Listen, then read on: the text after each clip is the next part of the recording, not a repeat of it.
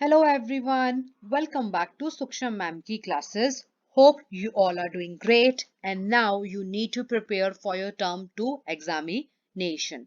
So let's start. Today we are going to do important one word, phrase, sentence, questions of chapter, some glimpse of ancient Indian thought and practices. Question number 1. Between whom was the fight going on in this chapter? ਹੁਣ ਇਸ chapter ਦੇ ਵਿੱਚ ਕਿੰਨਾ ਦੇ ਵਿੱਚ ਲੜਾਈ ਹੋ ਰਹੀ ਸੀ and the answer is the demons and the gods ਰਾਖਸ਼ਾਂ ਦੇ ਵਿੱਚ ਤੇ ਦੇਵਤਿਆਂ ਦੇ ਵਿੱਚ so the demons and the gods. Question number 2. To whom did gods go to take advice for how to vanquish the demons? ਹੁਣ ਡੈਮਨਸ ਨੂੰ ਰਾਖਸ਼ਾਂ ਨੂੰ ਹਰਾਉਣ ਲਈ ਜੋ ਦੇਵਤੇ ਸਨ ਉਹ ਕਿਹਦੇ ਕੋਲ ਸਲਾਹ ਲੈਣ ਲਈ ਗਏ they went to answer Lord Vishnu or Lord Vishnu ਕੋਲ ਗਏ ਸਲਾਹ ਲੈਣ ਲਈ. Question number 3. What was the name of the sword advised by Lord Vishnu? ਹੁਣ ਜੋ Lord Vishnu ਨੇ sword ਦਾ advice ਕੀਤਾ ਸੀ ਭਗਵਾਨ ਨੂੰ ਮਤਲਬ ਕਿ gods ਨੂੰ ਦੇਵਤਿਆਂ ਨੂੰ ਉਹਦਾ ਨਾਂ ਕੀ ਸੀ? ਉਹਦਾ ਨਾਂ ਸੀ Thunderbolt ਹਿੰਦੀ ਚ ਵਜਰਪਤ. Question number 4. What was required to make a mighty sword? ਹੁਣ ਇਸ mighty sword ਨੂੰ ਬਣਾਉਣ ਲਈ ਕਿਸ ਚੀਜ਼ ਦੀ आवश्यकता ਸੀ? Answer is bones of some great saint. ਮਹਾਨ ਸਾਧੂ ਸੰਤ ਦੀ ਹੱਡੀਆਂ ਦੀ ਜ਼ਰੂਰਤ ਸੀ ਇਸ ਤਲਵਾਰ ਨੂੰ ਬਣਾਉਣ ਦੇ ਲਈ. Question number 5. Whom did the gods approach after meeting Lord Vishnu? ਹੁਣ Lord Vishnu ਤੋਂ ਮਿਲਣ ਤੋਂ ਬਾਅਦ ਜੋ ਦੇਵਤੇ ਸਨ ਉਹ ਕਿਹਦੇ ਕੋਲ ਗਏ? ਉਹ ਗਏ ਸਨ Saint Dadiji ਕੋਲ. Did Dadiji agree to sacrifice his life? ਕੀ ਦਧੀਜੀ ਨੇ agree ਕਰਤਾ ਆਪਣੀ life sacrifice ਕਰਨ ਲਈ? Did he agree? Yes, he did. Next, what was so special about the weapons made by the bones of Saint Dadiji? ਹੁਣ Saint Dadiji ਦੀ ਹੱਡੀਆਂ ਦੇ ਨਾਲ ਜੋ ਹਥਿਆਰ ਤਿਆਰ ਕੀਤਾ ਗਿਆ ਉਹਦੇ ਵਿੱਚ ਇੰਨਾ special ਕੀ ਸੀ? ਉਹ special ਇਸ ਲਈ ਸੀ because it was invincible. ਉਹਦੇ ਉੱਪਰ ਕੋਈ ਵੀ ਜਿੱਤ ਪ੍ਰਾਪਤ ਨਹੀਂ ਕਰ ਸਕਦਾ ਸੀ. Question number 8. How did the young sons of Shri Guru Gobind Singh sacrifice their life? ਹੁਣ ਸ਼੍ਰੀ ਗੁਰੂ ਗੋਬਿੰਦ ਸਿੰਘ ਜੀ ਦੇ ਪੁੱਤਰਾਂ ਨੇ ਆਪਣੀ ਜ਼ਿੰਦਗੀ ਕਿਵੇਂ ਨਿਛਾਵਰ ਕਰਤੀ? They chose to be buried alive for the sake of their faith. ਆਪਣੀ faith ਦੇ ਲਈ ਉਹ ਦੀਵਾਰ ਵਿੱਚ ਜ਼ਿੰਦਾ ਚੁਣਵਾਏ ਜਾਣ ਲਈ ਵੀ ਤਿਆਰ ਹੋ ਗਏ ਉਹਨਾਂ ਨੇ ਉਹਨੂੰ ਚੂਜ਼ ਕਰ ਲਿਆ. What does idham namam means? idham namam ਦਾ ਮਤਲਬ ਕੀ ਹੈ? This does not belong to me. ਇਹ ਮੈਨੂੰ belong ਨਹੀਂ ਕਰਦਾ ਹੈ. What is our country rich with? ਹੁਣ ਸਾਡੀ ਕੰਟਰੀ ਵਿੱਚ ਕੀ ਚੀਜ਼ ਭਰਪੂਰ ਹੈ? It's noble and lofty traditions. ਸਾਡੇ noble ਤੇ ਬੁਲੰਦ ਸਾਡੇ ਜੋ ਪਰੰਪਰਾਵਾਂ ਨੇ ਉਹਦੇ ਨਾਲ ਸਾਡੀ ਜੋ ਦੇਸ਼ ਹੈ ਨੇਸ਼ਨ ਹੈ ਉਹ ਭਰਪੂਰ ਹੈ. What is the real spirit behind the yagnas performed in our homes? ਹੁਣ ਜੋ ਅਸੀਂ ਆਪਣੇ ਘਰ ਦੇ ਵਿੱਚ ਯਗਨ ਕਰਦੇ ਹਾਂ ਹਵਨ ਕਰਦੇ ਹਾਂ ਉਹਦੇ ਪਿੱਛੇ ਰੀਜ਼ਨ ਕੀ ਹੁੰਦਾ ਹੈ? ਸਪਿਰਿਟ ਕੀ ਹੈ ਉਹਦੇ ਪਿੱਛੇ?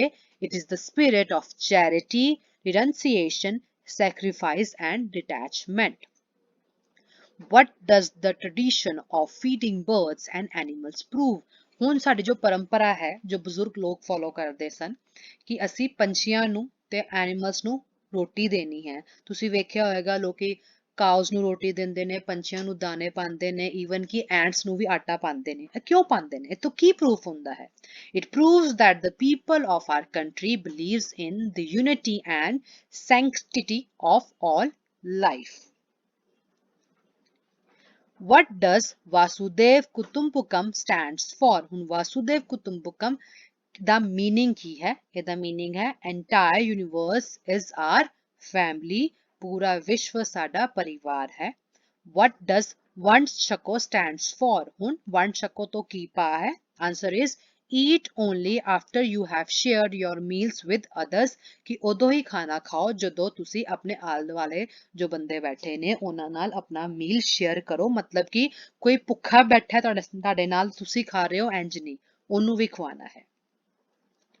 King Janaka was the ruler of which state? ਹੁਣ ਇਸ ਚੈਪਟਰ ਵਿੱਚ ਇੱਕ ਰਾਜਾ ਦਾ ਨਾਮ ਆਇਆ ਸੀ ਜਿਹਦਾ ਨਾਮ ਹੈ ਜਨਾਕਾ। ਉਹ ਕਿਹੜੇ ਸਿਆਸਤ ਦਾ ਰਾਜਾ ਸੀ? ਆਨਸਰ ਹੈ ਮੈਥਿਲ, ਪ੍ਰੈਜ਼ੈਂਟ ਬਿਹਾਰ।